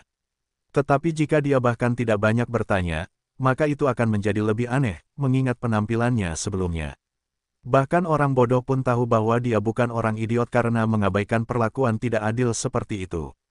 Terakhir, dia menginginkan asuransi bahwa itu tidak akan terjadi lagi, atau dia mungkin benar-benar jatuh ke dalam situasi yang mengerikan di lantai 7 jika para kultivator alam kesadaran hukum itu mulai memburunya untuk mendapatkan hadiah. Roh menara menjawab tanpa ekspresi, "Pilar cahaya sebenarnya adalah tanda suci yang juga merupakan bukti bahwa kamu terpilih sebagai pewaris utama yang memiliki peluang lebih dari 80% untuk menyelesaikan 10 ujian. Tanda suci hanya akan jatuh pada yang layak, dan ini juga merupakan ujian lain untuk memilih pewaris terbaik dan layak. Kamu seharusnya dihormati karena kamu dipilih oleh tanda suci. Tidak mungkin, aku akan melakukannya. Tanda itu adalah tanda kematian sialan." Es mengumpat dalam hati karena dia tahu dia telah ditipu. Ini juga berarti bahwa roh menara masih belum menyerah untuk mengirim tanaman kepadanya untuk dipotong dan dipanen. Tetapi tanda suci hanya akan dipertahankan selama 2 lantai setiap kali muncul, jadi kamu seharusnya baik-baik saja selama kamu menyelesaikan lantai ke-6, dan kamu juga akan menerima hadiah lain jika kamu lulus ujian tanda suci. Roh menara mengungkapkannya saat ini. Mata Es langsung berbinar saat mendengar hal ini dan berterima kasih kepada roh menara, "Aku akan memenuhi harapanmu dan tanda suci." Sekarang, dia tidak bisa menarik kembali kata-katanya. "Bahkan jika aku tidak membunuh siapapun dan menyelinap ke gedung itu sebelum tanda itu diaktifkan." Kilatan licik melintas di matanya sebelum dia meninggalkan aula sidang dan memasuki lantai 6. Pada saat ini, Suara yang sangat lemah namun menyeramkan terdengar di dalam aula kosong. Jadi, ini yang kamu pilih kali ini, sama seperti ketiga sebelumnya. Suara menakutkan asli roh menara itu terdengar, yang ini berbeda, Tuan. Kamu telah mengamatinya, ada sesuatu yang luar biasa tentang dia. Es keluar dari pintu cahaya, dan dia tertegun sejenak ketika mendapati dirinya berdiri di puncak gunung kecil yang dikelilingi oleh pegunungan tinggi. Lantai 6 adalah pegunungan. Es merenung ketika dia melihat langit suram yang familiar dan merasakan kepadatan Ki sekarang setara dengan Royal Demon Institute di lantai ini. Tetap saja, itu tidak menjadi masalah bagi Es karena dia dapat dengan mudah menemukan pintu masuk berikutnya, bahkan jika dia berada di suatu labirin. Seperti yang dia putuskan sebelumnya, dia akan memasuki lantai berikutnya dalam perjalanannya sekarang karena roh menara telah mengarang cerita tentang tanda suci. Lebih jauh lagi, itu juga untuk keselamatannya sendiri karena dia tahu elf di lantai ini tidak setidak berdaya seperti di lantai 5. Mungkin ada lebih dari 20 elf alam manifestasi jiwa, terutama 10 teratas di papan peringkat. Terakhir, roh menara pasti akan membuat pengumuman yang sama seperti yang dilakukannya di lantai 5 atau bahkan meningkatkan hadiahnya. Jadi, tokoh-tokoh yang tinggi dan perkasa itu juga akan bergabung dalam perburuan monster. Jadi, lebih baik melarikan diri daripada bertarung dengan lebih dari 10 ahli alam manifestasi jiwa. Itu tidak hanya akan mengungkap kekuatan aslinya tetapi juga meningkatkan peluang identitas pencurinya untuk terbongkar. Tetap saja, dia harus menghindari pengepungan para ahli alam manifestasi jiwa itu terlebih dahulu, terutama ketika pilar cahaya diaktifkan, dan semakin dekat dia ke kota, semakin besar kerumunan elf yang ingin membunuhnya. Informasi di lantai 6 cukup terbatas. Tetapi satu hal yang jelas ini adalah taman bermain keluarga kerajaan, dan siapapun yang melangkah ke tempat ini harus bergabung dengan aliansi mereka. Terutama aliansi yang dikendalikan oleh 3 anak Ratu Elf. Mereka juga akan menjadi rintangan terbesarku, terutama jika mereka menggabungkan kekuatan mereka. Mata Es berkilau gelap saat dia melihat ke arah selatan. Tetapi Es tidak bergerak dan duduk untuk memulihkan ki jiwanya yang hanya akan memakan waktu lebih dari setengah jam. Dia hanya punya waktu kurang dari 1 jam sebelum pilar cahaya turun dan mengungkap lokasinya. Ini juga akan menjadi kesempatan baginya untuk melihat berapa banyak elf yang ingin memburunya setelah pembantaian sebelumnya di lantai 5. Meskipun dia tidak memiliki harapan yang tinggi karena para elf di lantai 6 cukup sombong, belum lagi sombong sehingga dia tahu mereka tidak akan mundur hanya karena dia membunuh para elf itu karena mereka mungkin akan memandang rendah mereka. Waktu berlalu dengan cepat, dan Es telah sepenuhnya memulihkan ki jiwa surgawinya yang terkuras. Selama dia hanya kehilangan salah satu kinya, dia dapat pulih lebih cepat daripada saat kedua kinya habis. Namun Es tetap pada posisinya sambil menatap kehijauan di bawah sambil duduk di puncak gunung, dia menunggu pilar cahaya turun dan memastikan waktunya lagi sebelum dia bergerak keluar. Karena jika roh menara memperpanjang waktunya, maka dia harus membuat rencananya sesuai dengan itu. Tepat 1 jam kemudian, Es mendongak, dan langit tiba-tiba menjadi cerah sebelum pilar cahaya turun di atasnya. Dia mencibir dingin, sepertinya waktu tidak berubah. Namun, hanya 3 detik kemudian, Es merasakan bahaya besar setelah pilar cahaya diaktifkan saat indera jiwanya bergerak karena khawatir. Betapa efisiennya, dia tercengang sebelum tatapan muram muncul di matanya karena lebih dari 20 bentuk kehidupan berbahaya mendekatinya dengan kecepatan seorang kultivator alam jiwa platinum. Es tidak perlu menebak siapa mereka dan mengapa mereka datang begitu cepat ke arahnya. Tidak akan mudah untuk menyelinap ke pintu masuk lantai 7. Es mendesah pahit saat dia berdiri. Pada saat ini, garis-garis cahaya tiba-tiba muncul dengan aura yang menakutkan, dan semuanya ditujukan pada bagian vitalnya. Es tidak menggunakan kinya tetapi mengelilingi dirinya dengan penghalang formasi pelindung tingkat 6 sementara dia tetap di posisinya. Dia sudah terbiasa dengan penghalang cahaya ini, dan dia tahu lebih baik diam saja daripada membuang-buang ki karena tidak peduli seberapa cepat dia berlari, pilar ini akan mengikutinya. Jadi, dia hanya menunggu waktu pilar cahaya berakhir sebelum dia bergerak. Membunuh para elf itu hanya akan membuat para elf berpangkat tinggi waspada, dan mereka mungkin memaksa mereka untuk bekerja sama, yang akan merugikannya. Semua garis cahaya itu memantul kembali ketika mereka berada 10 meter dari Es saat mereka menghadapi penghalang tak terlihat. 30 anak panah terungkap sebelum mereka berubah kembali menjadi garis-garis dan melesat ke segala arah. Di suatu tempat di gunung tempat es berdiri di pilar cahaya. Seorang elf kekar memiliki ekspresi jelek saat dia melihat puncak sambil memegang kubus komunikasi. Apa yang terjadi? Mengapa semua anak panah terpantul? Ada sesuatu yang menghalangi anak panah kita untuk menembus. Aku khawatir itu adalah keterampilan monster. Sebuah suara tak berdaya terdengar. Sialan, aku tidak mau menggunakan semuanya. Kita tidak boleh membiarkan kesempatan ini berlalu begitu saja. Kita mungkin tidak akan mendapatkan kesempatan seperti ini lagi jika aliansi para bocah bangsawan itu melihatnya. Tapi jaga jarakmu agar tidak mengungkapkan posisimu. Kita tidak boleh meremehkannya. Peri kekar itu memerintahkan dengan muram. Baiklah, bos, kamu juga harus berhati-hati. Jika kata-kata aliansi itu ada benarnya, maka sebaiknya kita tidak terlalu memprovokasi makhluk itu.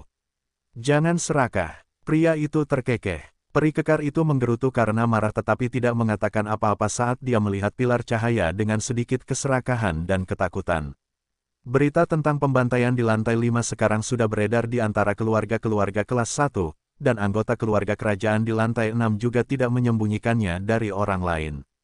Tujuan mereka jelas, tidak seorang pun boleh mencoba bertarung demi monster jika mereka tidak ingin mati dan meninggalkan monster itu sendirian. Mereka bahkan menyediakan hadiah bagi mereka yang mengetahui keberadaannya.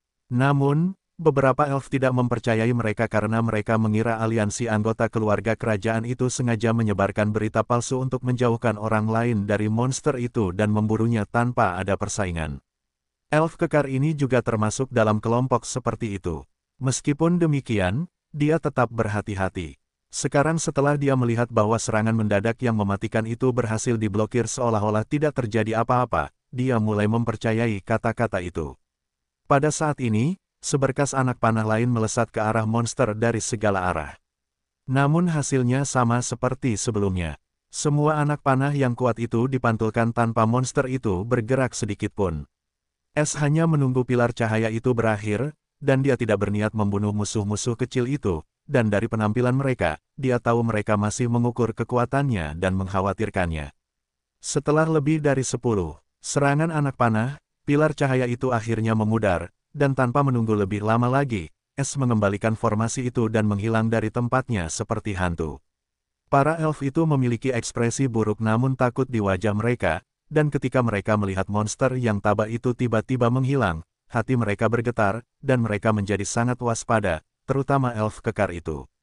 Namun, mereka tidak tahu Es sudah setengah jalan di gunung dan tidak berniat menyingkirkan mereka. Tanda hubung tanda hubung tanda hubung. 3 hari kemudian, di area tengah lantai 6 adalah puncak gunung tertinggi, dan di puncak ini dibangun sebuah kota yang megah, yang merupakan kota elf di lantai 6. Pada saat ini, kota itu riuh karena semua elf dipanggil kembali oleh aliansi mereka untuk acara khusus. Ada 5 aliansi khususnya, Red Warriors, Blue Moon, Golden Wolves, Royal Rose, dan Royal Bow. Royal Rose adalah yang terkuat dan pemimpin aliansi tidak lain adalah Putri Crown Elf, Livia. Diikuti oleh Royal Bow, yang dimiliki oleh Second Prize, Randall, dan adik laki-lakinya, Third Prince, Jerais. Adapun 3 lainnya, mereka semua didukung oleh setidaknya 2 anggota dari 10 besar dalam daftar peringkat, dan semuanya adalah pemimpin keluarga dari keluarga tingkat pertama atau tetua dari cabang keluarga kerajaan. Di markas Royal Rose, yang merupakan bangunan menjulang tinggi yang megah. Seorang wanita cantik dingin dari dunia lain dengan fitur yang memikat, mengenakan gaun putih dengan pola emas, sedang duduk di aula di kursi kepala meja persegi panjang yang panjang. Ada elf lain yang duduk di sekitar meja itu. Mereka memancarkan aura yang menakutkan, terutama para elf yang duduk paling dekat dengannya. Dia tidak lain adalah putri peri mahkota Livia dan juga anak ajaib nomor 1 dari ras peri bijaksana dan menduduki peringkat 1 di papan peringkat penantang benih. Seorang peri tampan yang duduk tepat di sisi kiri Livia berbicara dengan senyum lembut, "Pemimpin aliansi, senang melihatmu kembali." Dia adalah salah satu wakil pemimpin Royal Rose, Kyong, dan juga peringkat keempat di papan peringkat. Livia menyunggingkan senyum menawan, langsung mencerahkan tempat itu saat dia berkata dengan suaranya yang merdu, yang membuat semua orang di ruangan itu linglung, "Terima kasih." Keindahan lain yang sedikit lebih rendah dari Livia duduk di sisi kanannya dengan tatapan tajam di matanya yang cantik, mengerutkan bibir merah mudanya, melihat semua pria itu tercengang oleh senyum Livia dan mendengus, Berperilakulah baik-baik, kita berada di hadapan Yang Mulia Putri Mahkota. Dia juga wakil pemimpin Royal Rose dan pelayan pribadi Livia, Jenny. Semua pria dengan cepat tersadar dari keterkejutan mereka dan dengan cepat menenangkan diri, terutama Kyong, yang berpura-pura seolah-olah tidak terjadi apa-apa. Dia dengan cepat berkata, Yang Mulia, kami menerima banyak laporan bahwa banyak kelompok pengembara kelas 1 telah bertemu monster dalam 3 hari ini. Mata Livia yang mempesona berkilauan dengan kilatan aneh saat dia berbicara dengan lembut, dan jantung Kyong berdebar kencang saat merasakan fokus Livia padanya, dan dia segera berkata sambil tersenyum, mereka bukan tandingannya, dan dia lolos setiap saat tanpa membalas, dan yang dia lakukan hanyalah memblokir serangan mereka seperti yang dia lakukan di lantai 5. Itu hanya bisa berarti monster itu adalah monster yang sama, dan dia berencana untuk mencari pintu masuk sebelum dia menggunakan kekuatan aslinya. Di sisi lain, Jenny mendengus dengan jijik, kamu lupa menambahkan bahwa dia semakin dekat dan dekat setiap jam. Ini juga berarti dia tahu di mana pintu masuknya, dan dengan kecepatannya yang mengerikan, dia sudah sehari lagi dari kota. Rasa dingin muncul di mata Kyong tetapi dengan cepat. Bersembunyi di balik senyuman saat dia menatap Jenny dengan penuh arti dan berkata, Nona Jenny juga benar. Itulah sebabnya saya mengusulkan agar kita bersekutu dengan Royal Arrow. Anggota tingkat tinggi lainnya terkejut ketika mendengar ini dan menatap Kyong dengan cahaya aneh di mata mereka. Namun, mereka tidak mengatakan apapun dan menatap Livia, yang masih tersenyum acuh tak acuh. Namun, mata Jenny berubah dingin saat dia langsung membantah, Wakil pemimpin Kyong, apakah Anda tahu apa yang Anda usulkan? Kyong dengan tenang mengangguk, ya, dan saya pikir itu adalah hal yang benar untuk dilakukan. Kita tidak bisa mengambil risiko dan membahayakan nyawa Yang Mulia. Jangan lupa kemampuan monster itu masih belum diketahui, dan jika dia adalah monster dari lantai 5, maka ada lebih banyak alasan untuk lebih berhati-hati. Selain itu, Pangeran kedua dan Pangeran ketiga akan senang bekerja dengan Yang Mulia, dan saya yakin Yang Mulia juga akan senang. Lancang, apakah Anda memutuskan untuk Yang Mulia? Jenny langsung berdiri saat auranya tiba-tiba melonjak, dan Ki Zamrud tiba-tiba muncul di tangannya. Di sisi lain, Kyong masih memiliki senyum lembutnya saat ia tetap bertahan di bawah tekanan alam jiwa platinum puncak Jenny. Dia sudah cukup terbiasa dengan hal itu karena Jenny menentangnya, menghentikan semua pendekatannya pada Livia, dan selalu menghalangi jalannya. Namun dia tidak bisa melakukan apapun padanya karena Jenny selalu bersama Livia seperti bayangannya, jadi dia hanya bisa menahan pembantu yang lancang ini.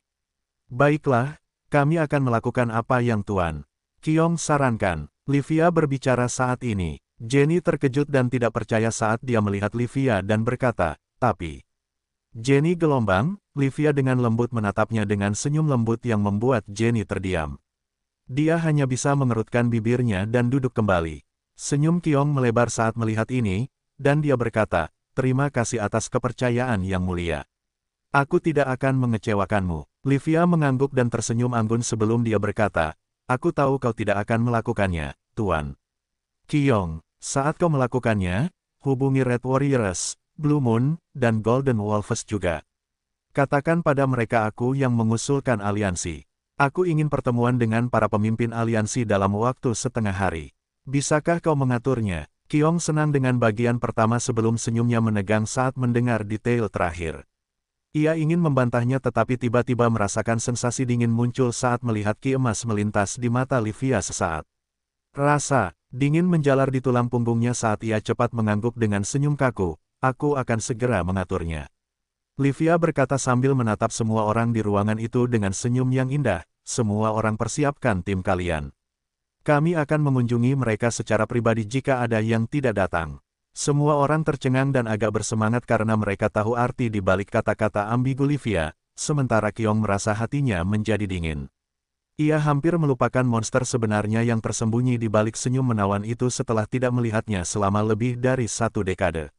Livia terkenal dengan gelar lain di lantai 6 1 dekade lalu, dan ia tampaknya tidak berubah sama sekali. Kyong berpikir dengan sedikit ketakutan, Bloody Rose telah kembali. Tanda hubung. Dalam waktu setengah hari, semua pemimpin dari 4 aliansi besar lainnya mendapat proposal aliansi dari Livia dan undangan ke markas besar Royal Rose.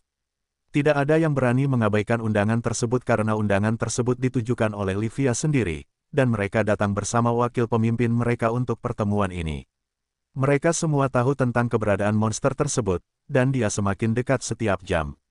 Lebih jauh lagi, mereka cukup khawatir tentang kekuatannya yang aneh karena mereka tidak dapat membuatnya menggunakan serangan, dan dia hanya memblokir dan kemudian berhasil melarikan diri tidak peduli berapa kali mereka memblokirnya atau menyerang atau dengan apa yang mereka blokir.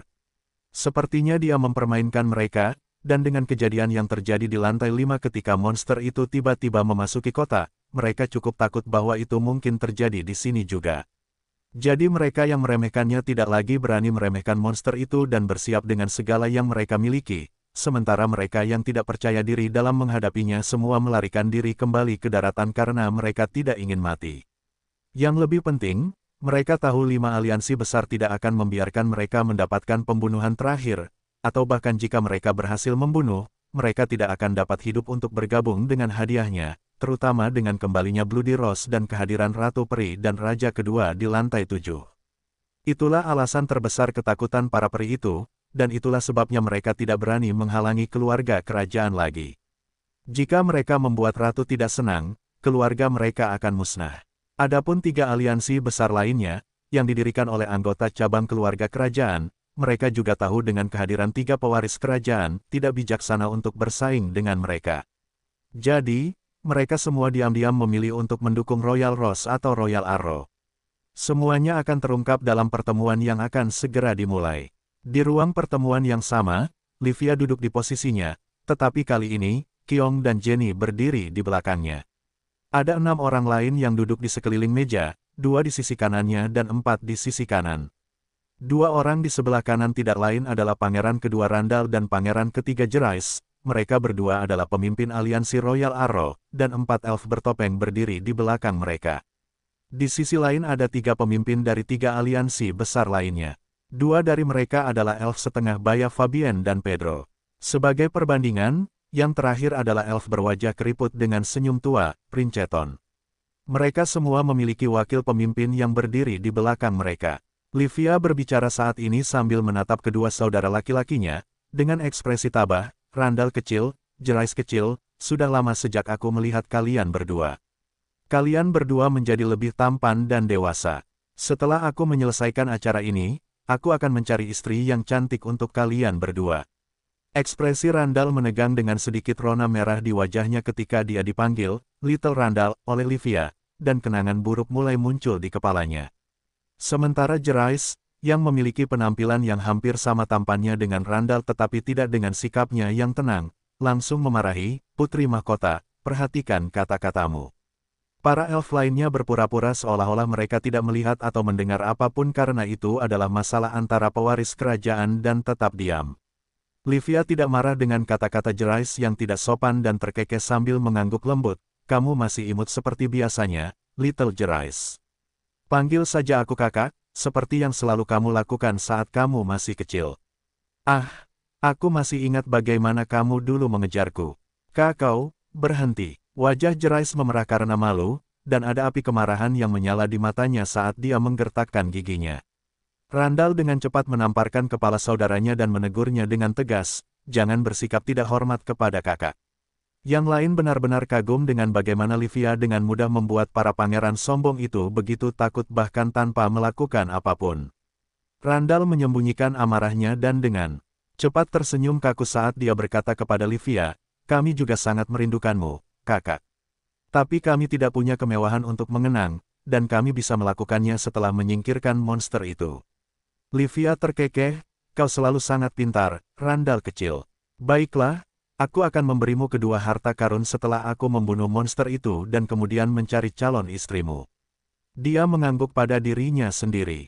3 pemimpin lainnya merasa sangat canggung saat ini, dan mereka akhirnya mengerti satu hal melihat betapa riangnya Livia. Livia sama sekali tidak melihat mereka sebagai ancaman muncul di kaki gunung tempat kota elf dan pintu masuk lantai berikutnya berada. Gunung itu tingginya lebih dari 2000 kaki, dan puncaknya dikelilingi oleh cincin kabut abu-abu yang kabur. Dia tidak bisa menahan senyum tipis saat melihat peta takdir yang terbuka dan semua titik merah yang tersembunyi di berbagai arah dan mencibir dalam hati. Penyergapan telah dihentikan selama beberapa jam terakhir. Ini hanya bisa berarti bahwa mereka mungkin berpikir bahwa aku berencana untuk melakukan hal yang sama seperti yang kulakukan di lantai 5, dan mereka sedang mempersiapkan ini. Yah, mereka hampir benar tetapi tidak benar. Es tidak mulai menaiki gunung dan menatap langit yang suram dengan dingin, seharusnya sebentar lagi. Beberapa saat kemudian, langit berubah cerah sebelum pilar cahaya turun ke atasnya, membuatnya terlihat lagi seperti sentuhan manusia.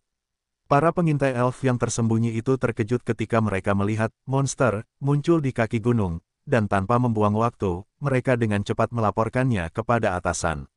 Di atas tembok kota, tepat di atas gerbang kota yang sangat besar, Livia, dengan pakaian emas gelapnya, tampak seperti peri yang menyendiri, berdiri bersama para pemimpin aliansi lainnya saat dia melihat cincin awan berkabut beberapa ratus meter di bawah puncak gunung. Pada saat ini, langit yang suram tiba-tiba berubah cerah sebelum pilar cahaya turun seperti pedang di dasar gunung. Semua orang tercengang sebelum ekspresi mereka berubah serius. Sedikit rasa dingin melintas di mata Livia yang indah saat dia melihat pilar cahaya itu. Peri berwajah keriput, Princeton, pemimpin aliansi Serigala Emas, tiba-tiba membalikkan tangannya. Sebuah kubus komunikasi muncul, dan dia mengaktifkannya. Suara panik dengan sedikit kegembiraan terdengar setelahnya. Kepala aliansi, monster itu telah terlihat di kaki gunung. Princeton dengan serius berkata, "Saya bisa melihatnya. Bagaimana situasinya? Apakah monster itu bergerak?" Telinga semua orang menegang karena mereka juga memperhatikan percakapan ini. Mereka telah merencanakan tindakan selanjutnya di bawah komando Livia. Tidak, dia hanya berdiri di sana. Itu hal yang sama yang dia lakukan sebelumnya. Pramuka itu berkata, "Baiklah, awasi setiap perilaku yang tidak biasa dan segera laporkan kepadaku." Princeton memerintahkan dengan tegas sebelum memutus komunikasi. "Yang mulia, apa perintah Anda?" Princeton dengan hormat menatap Livia, yang masih menatap pilar cahaya tanpa reaksi apapun. Wajah Randall dan Jerice berubah muram karena Princeton tidak meminta pendapat mereka dan mengabaikan mereka seperti angin. Namun, mereka tetap tenang dan hanya melirik sekilas ke peri tua itu. Bibir merah muda Livia melengkung sedikit sebelum dia bertanya, "Menurutmu, butuh waktu berapa lama sampai monster itu muncul di tempat ini?" Jerice mengerutkan bibirnya saat menjawab, "Tentu saja, dengan perkiraan kecepatannya, dia akan membutuhkan waktu setidaknya lebih dari 1 jam sebelum dia bisa mendekati gerbang kota. Jadi, kita harus berhenti membuang-buang waktu dan mengaktifkan formasi serta bersiap untuk langkah selanjutnya." Livia tidak bisa menahan tawa saat dia melihat Jerice dan membalas dengan menggoda, "Jerice kecil, otakmu selalu bekerja dengan satu cara. Jangan khawatir, aku tidak akan membiarkanmu mati karena IQ-mu yang rendah selama kamu tetap di sisiku." Jerice terkejut sebelum ekspresinya menjadi gelap, dan dia menggertakkan giginya karena marah. Randall dengan cepat menimpali sebelum Jerice meledak dan bertanya dengan datar, "Kakak, apa maksudmu?" Pada saat ini, perhatian mereka tiba-tiba beralih ke pilar cahaya karena mulai memudar. Livia melirik pilar cahaya sebelum ekspresinya berubah agak dingin. Dia berkata, "Sederhana saja. Tidakkah ada di antara kalian yang memperhatikan bahwa setiap kali monster itu muncul, dia menempuh jarak yang hampir sama setiap jam? Aku bahkan menyuruh anak buahku mengukurnya. Apa hubungannya ini dengan apapun?" Jerice bertanya dengan nada muram. Livia tidak menjawab saat dia melihat ke arah Randall, yang memiliki ekspresi terkejut, dan dia tersenyum. "Lihat, Randall kecil sudah menebaknya. Kamu sangat lambat." Jerice sekarang benar-benar tidak tahu apa-apa saat dia melihat ke arah saudaranya dan bertanya dengan tidak yakin, "Apa itu?" Randall dengan sungguh-sungguh menjawab, "Kakak, apakah kamu menyiratkan bahwa monster itu mengendalikan kecepatannya? Dia jauh lebih cepat daripada yang dia tunjukkan, dan dia akan muncul di sini dalam waktu 1 jam." Ekspresi semua orang menjadi muram ketika mereka mendengar wahyu ini dan menatap Livia dengan sedikit rasa kagum karena dia memperhatikan detail yang sangat kecil ini yang sama sekali tidak kecil jika mereka melihatnya dari arah lain. Livia mengangguk sambil tersenyum dan berkata, "Ya, aku tidak hanya menyiratkan. Aku 100% yakin itu adalah fakta." Dia menggunakan hal yang sama untuk mengejutkan orang lain di lantai 5 dan kemudian menggunakan trik ini untuk membantai mereka sebelum mereka siap. Fabienne, pemimpin Blue Moon, segera membungkuk dan bertanya, "Jangan tersinggung, Yang Mulia, tetapi meskipun kecepatan monster itu 2 atau bahkan 3 kali lebih cepat dari yang ditunjukkannya, Kita tidak perlu khawatir tentangnya karena kita tidak seperti orang-orang bodoh itu dan sudah siap. Dasar bodoh, adikku di sini mencoba mengatakan bahwa monster itu memiliki kekuatan yang lebih besar daripada yang tidak ditunjukkannya, dan persiapan kita mungkin tidak cukup untuk menjebaknya. Randall mencaci dengan tegas, membuat Fabian tersenyum malu. Livia berbicara saat ini, kalian berdua benar dan salah. Tetapi itu tidak penting lagi karena informasi ini hanya berguna bagi mereka yang bisa membunuh monster itu. Apakah kau ingin membunuhnya? Dia tiba-tiba tersenyum manis saat mengamati kerumunan di belakang, dan mereka semua merasakan bulu kuduk mereka berdiri saat mereka menatap tajam ke arah Livia. Mereka merasa seperti sedang ditatap oleh ular berbisa yang akan menyerang jika mereka berani lengah. Randall segera tersenyum kaku dan berkata, tidak mungkin. Seperti yang kita bahas sebelumnya, kami akan melakukan apapun untuk membantumu membunuh monster itu, kakak perempuan. Senyum Livia melebar saat dia mengangguk puas, kalau begitu lakukan bagianmu. Aku pergi. Saat berikutnya, Livia menghilang di depan mata semua orang, membuat mereka tercengang, kemana dia pergi. Jerice tersadar dari lamunannya saat dia menatap dengan muram ke tempat Livia menghilang. Randall juga panik karena suatu alasan dan dengan cepat menggunakan indera bela diri alam manifestasi jiwa Ki-nya, tetapi dia tidak menemukan jejak Livia, yang membuatnya semakin bingung. Dia berteriak pada para pemimpin lainnya dengan marah, apa yang kalian lakukan, orang-orang bodoh. Pergi dan persiapkan penghalang formasi kecuali kalian ingin putri mahkota tidak senang. Para pemimpin itu sedikit mengernyit, tetapi mereka tahu. Lebih baik daripada menyinggung Randall. Dia jauh lebih berbahaya daripada Livia karena dia menggunakan trik sementara Livia tidak. Setelah semua orang pergi untuk persiapan, Jerice berbicara dengan muram dengan nada berbisik, kakak, apa yang harus kita lakukan sekarang? Jika dia tetap bersembunyi sepanjang waktu dan kemudian membunuh monster itu, kita akan kehilangan kesempatan kita dan monster itu. Secercah kegilaan melintas di mata Randall saat dia memarahi, dasar bodoh, apakah kamu pikir aku tidak tahu itu? Pergi dan lakukan bagianmu. Aku akan melakukan bagianku. Tanpa menunggu jawaban Jerice, dia menggunakan skill gerakan dan meninggalkan tempat tujuan yang tidak diketahui. Jerice menggertakkan giginya saat ini saat kekejaman muncul di matanya. Kalian berdua tunggu saja. Tanda hubung tanda hubung tanda hubung. Setelah pilar cahaya menghilang, Es menarik napas dalam-dalam dan bergerak seperti sambaran petir menuju puncak gunung. Dia menggunakan kecepatan 90%-nya, yang secepat ahli alam manifestasi jiwa tahap awal atau bahkan sedikit lebih cepat.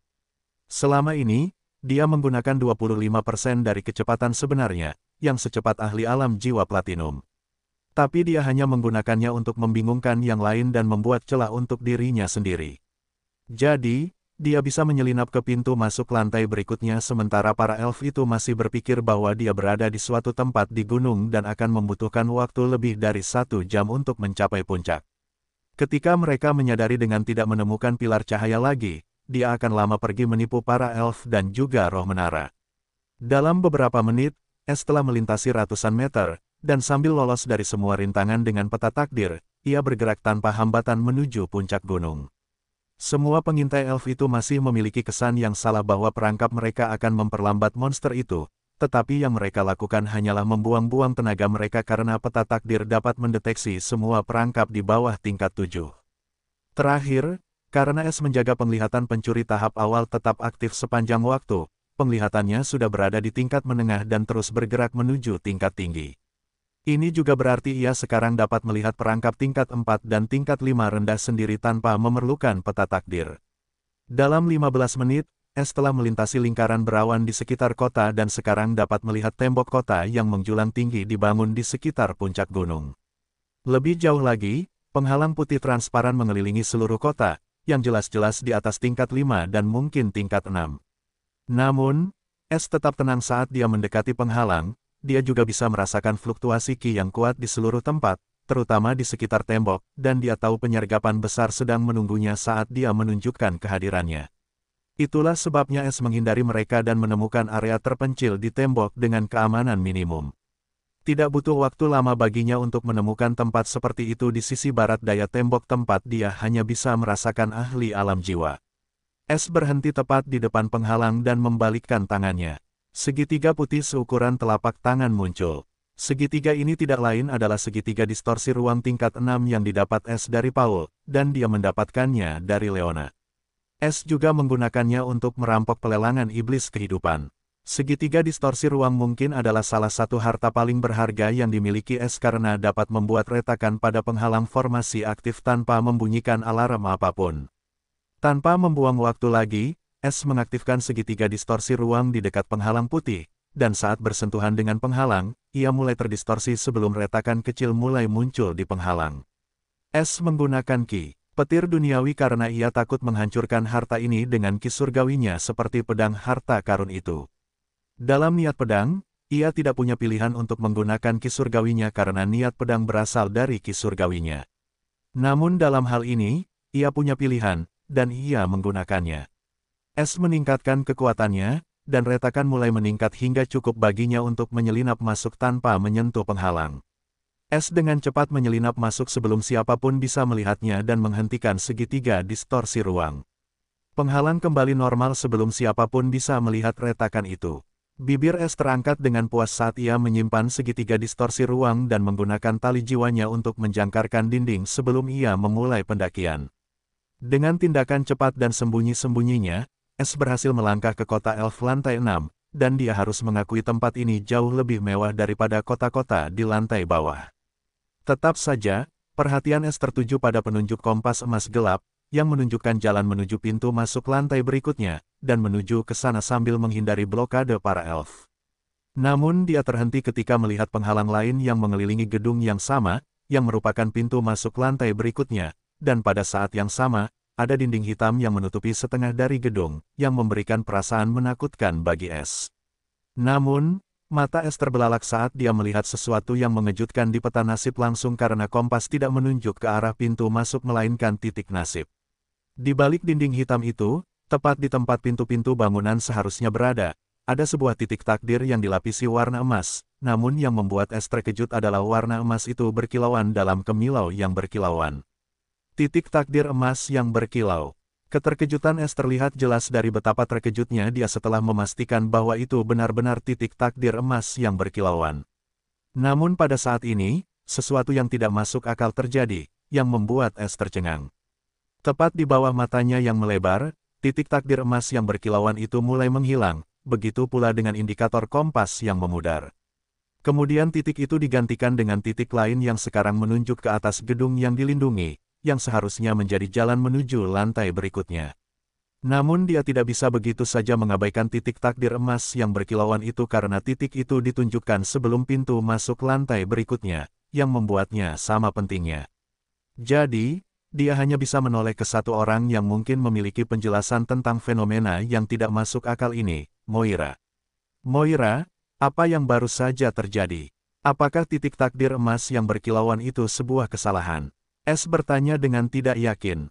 Moira menjawab dengan tegas, takdir memang suka menipu tetapi tidak pernah membuat kesalahan, Tuan S. S sedikit mengernyit, bagaimana mungkin?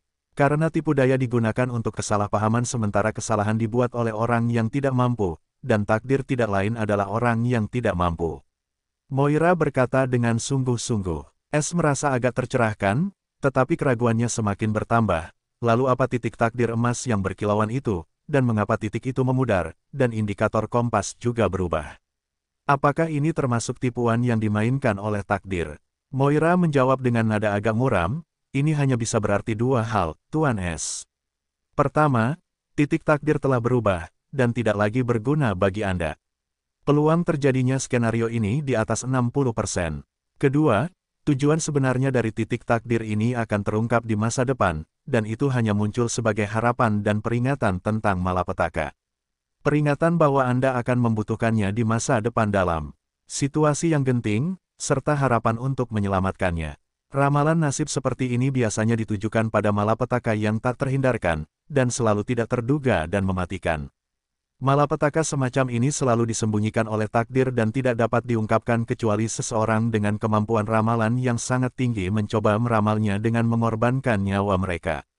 Petik 2. Kompas takdir pencuri abadi dapat melewati hal seperti itu, tetapi belum lengkap, jadi saya tidak dapat memberitahu Anda apakah itu malapetaka atau alarm palsu dengan pasti. Jadi, Saya sangat menyarankan agar Anda tidak membuat keputusan tergesa-gesa sampai lebih banyak petunjuk terungkap. Es tercengang ketika mendengar tentang malapetaka misterius ini yang secara alami berada di luar pemahamannya. Namun, dia mendapat gambaran umum tentang bagaimana hal itu dapat memengaruhi hidup dan matinya. Jadi, dia tidak berani menganggapnya enteng dan bertanya dengan muram, "Apa yang Anda sarankan agar saya lakukan?" "Tuan, Es harus menangkap titik takdir dan menyimpannya dekat-dekat untuk sementara waktu. Jika titik takdir ini benar-benar harapanmu di tengah kegelapan, maka tujuannya akan terungkap pada saat itu." Moira menyarankan dengan tegas. Es mengerutkan kening, mendengar ini, dan bertanya, "Bagaimana aku harus menjaga orang ini? Sudah cukup jelas bahwa aku harus menangkapnya hidup-hidup terlebih dahulu dan kemudian harus menyimpannya di tempat penyimpananku. Ini juga dapat menghambat kemajuan pihak lain, dan mereka bahkan mungkin kehilangan tujuan mereka jika itu dimaksudkan untuk membantuku dalam suatu masalah di masa depan." Petik 2. Tetapi mereka dapat tumbuh bersamamu dan menjadi lebih kuat dari sebelumnya, kan? Moira membantah seolah-olah dia bersikeras untuk menculik titik takdir itu. Esther diam karena dia tahu apa yang dimaksud Moira dengan kata-kata itu. Dia dengan jelas menunjuk ke arah rumah pencuri, dan dia juga benar tentang orang itu akan tumbuh jauh lebih kuat dan lebih cepat jika mereka bergabung dengan rumah pencuri. "Jangan bilang padaku itu dimaksudkan seperti ini sejak awal." Es tidak dapat menahan diri untuk tidak berpikir seperti ini karena takdir yang melegenda terlibat dalam semua ini. "Baiklah, aku akan mendengarkan saranmu." Es tidak keras kepala untuk mengabaikan peringatan seperti itu, terutama jika peringatan itu berasal dari harta karun asal abadi yang berhubungan dengan takdir. Sekarang setelah dia memutuskan untuk menculik titik takdir lainnya, dia perlu mencari tahu bagaimana dan cepatnya.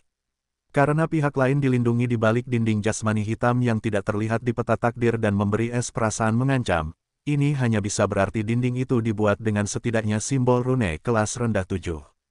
Terakhir, Es tidak punya banyak waktu tersisa sebelum pilar cahaya turun dan mengungkapkan lokasinya kepada setiap elf di kota. Pada saat itu, akan lebih sulit untuk menculik seseorang, dan pihak lain jelas tidak akan hanya duduk di sana dan membiarkannya menculik dirinya sendiri. Yang terpenting, dia harus menyimpan orang itu di ruang penyimpanannya tanpa mengungkapkan sifatnya kepada roh menara, atau keadaan mungkin berubah dari buruk menjadi lebih buruk.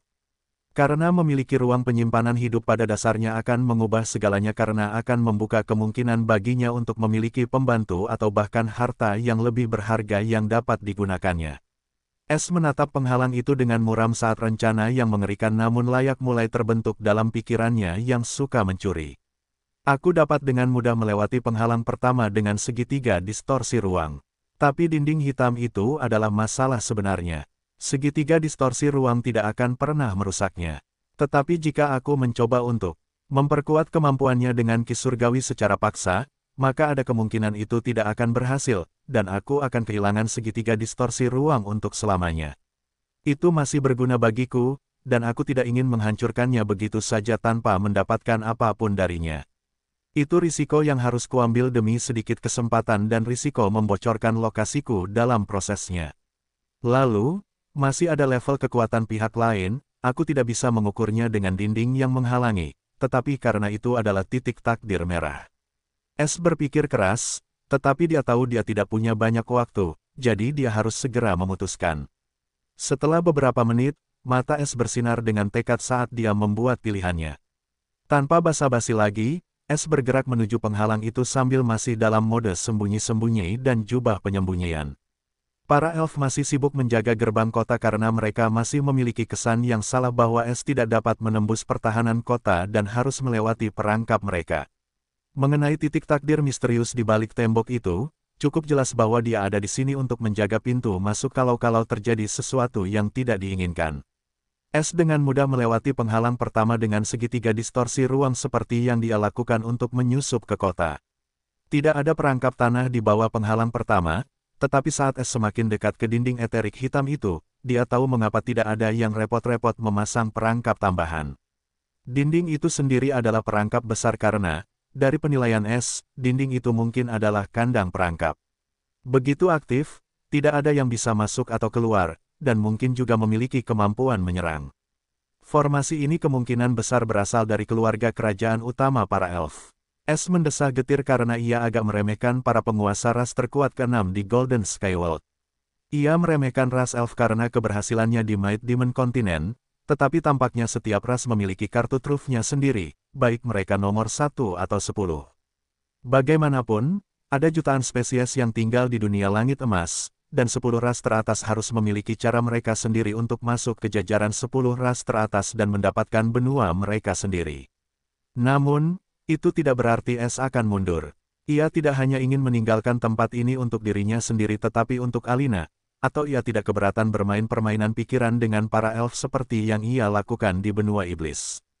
Aku hanya harus mencopet dan kemudian menahan pihak lain dengan tali jiwaku sebelum mereka dapat menggunakan formasi ini, Es merenung dengan ekspresi serius. Ia tahu pilar cahaya akan turun dalam lebih dari 10 menit, dan ia harus pergi setelah menculik titik takdir itu. Jika Moira tidak memaksanya, Es tidak akan keberatan meninggalkannya di sini jika dia tidak punya pilihan lain. Es berhenti di depan dinding hitam, yang membuatnya merinding hanya karena berdiri di depannya. Itu adalah teror sejati dari formasi kelas 7 aktif yang dimaksudkan untuk menyerang. Lebih jauh lagi, harta kelas 7 tidak dapat digunakan oleh sembarang orang. Persyaratan minimumnya adalah dengan kultivasi alam manifestasi jiwa. Adapun Es, dia adalah pengecualian karena ki surgawinya. Ini juga menyiratkan bahwa siapapun yang berada di sisi lain setidaknya adalah ahli alam manifestasi jiwa tahap awal. Es mempersiapkan dirinya sebelum dia mengarahkan segitiga itu ke dekat dinding. Setelah itu, dia mulai menuangkan ki surgawinya tanpa menahan diri ke segitiga distorsi ruang, yang membuat segitiga bersinar gelap ketika distorsi yang mengerikan terjadi. Dinding hitam itu mulai sedikit terdistorsi saat benar-benar mulai berputar saat Es menuangkan lebih banyak ki surgawi ke dalamnya. Aura petir, yang mengerikan yang dipenuhi dengan keputusasaan mengelilingi Es dengan lebih banyak ki surgawi yang dilepaskannya. Mata Es berkilau gelap saat dia melihat retakan kecil di ujung segitiga distorsi ruang sementara dinding hitam itu masih belum menunjukkan tanda-tanda celah. Matanya menjadi dingin sebelum dia melepaskan 90% ki dan saat berikutnya, retakan pada segitiga distorsi ruang meningkat sebelum keluaran daya meroket. Sebuah celah muncul di dalam dinding jasmani hitam, dan Es tidak berani menahan lebih lama lagi karena itu bekerja, dia melepaskan semua ki-nya. Segitiga distorsi ruang berubah menjadi bola petir gelap karena semua lapisan luarnya hangus, dan celah antara dinding jasmani meningkat, cukup baginya untuk menyelinap masuk. Es tahu itu adalah kesempatannya, dan dia langsung menggunakan langkah-langkah petir sementara dia meninggalkan bola petir yang tidak stabil dan bersinar di tempatnya. Dia tahu segitiga distorsi ruang akan meledak, dan dia tidak ingin berada di dekatnya saat itu terjadi. Terakhir, itu juga akan memberitahu orang yang menjaga tempat ini, dan jika itu lebih menarik perhatian, maka semua elf itu mungkin akan waspada. Dalam kedua kasus, Es harus bergerak cepat, atau dia akan sangat kesakitan, terutama karena dia sekarang berada dalam formasi tingkat 7 yang aktif. Jadi, tindakan pertamanya adalah menuju titik takdir, yang berjarak kurang dari 100 meter dari posisinya saat ini sebelum segitiga distorsi ruang meledak dan memberi tahunya. Rencana Es sederhana, dia akan menggunakan ledakan segitiga distorsi ruang untuk mengejutkan titik takdir itu dan mencopet cincin penyimpanan pihak lain sebelum mereka sempat menggunakan formasi ini. Benang jiwa sudah melesat di depannya, dan pada saat ini, sosok bercadar dan montok dalam gaun ungu dengan pola mawar putih duduk bersila di dalam lingkaran simbol rune muncul dalam pandangannya. Meskipun dia hanya bisa melihat profil samping wanita ini, wajahnya tersembunyi di balik cadar hitam yang kemungkinan besar adalah harta karun. Tetap saja, dia tampak sangat cantik dengan garis luar wajahnya dan kulit putih bersih, serta aura yang menyendiri. Namun Es tidak berminat untuk menyingkap kecantikannya karena dia melihat lempengan formasi hitam melayang di depannya dan lingkaran rahasia di sekitar wanita itu kemungkinan besar adalah proyeksi lempengan formasi hitam ini. Ekspresi Es berubah karena dia tahu ini adalah lempengan formasi tingkat 7 yang ingin diambil darinya sehingga tidak dapat digunakan untuk melawannya. Lebih jauh lagi, dia bisa merasakan penghalang tak kasat mata yang mengelilinginya, yang mungkin juga merupakan hasil dari pelat formasi itu. Ini berarti benang jiwanya tidak bisa mendekatinya, apalagi menyentuh cincin penyimpanannya. Terakhir, hal yang lebih membingungkan adalah bangunan yang melindungi pintu masuk lantai berikutnya juga terbungkus rapat dengan lapisan kegelapan lainnya, dan hanya jika seseorang memasuki tempat ini mereka akan dapat melihatnya. Ini jelas dilakukan dengan sengaja untuk menyembunyikan fakta ini dengan cermat, jadi bahkan jika seseorang menembusnya pada titik ini, mereka harus melewati penghalang lain. S tidak bisa menahan diri untuk tidak melihat kecantikan yang terselubung itu dengan sedikit ketakutan karena mungkin semuanya dilakukan dengan cermat olehnya.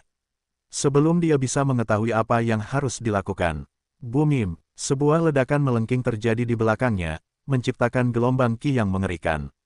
Pada saat ini, mata tajam wanita cantik yang terselubung itu terbuka, memperlihatkan iris kuning, yang dipenuhi dengan keterkejutan sekilas saat dia langsung melihat ke arah ledakan itu. Dalam sekejap, keterkejutan itu tergantikan oleh rasa dingin dan sedikit kegembiraan. Tanpa membuang waktu, dia menggerakkan tangannya dengan kecepatan secepat kilat, ingin mengaktifkan formasi itu.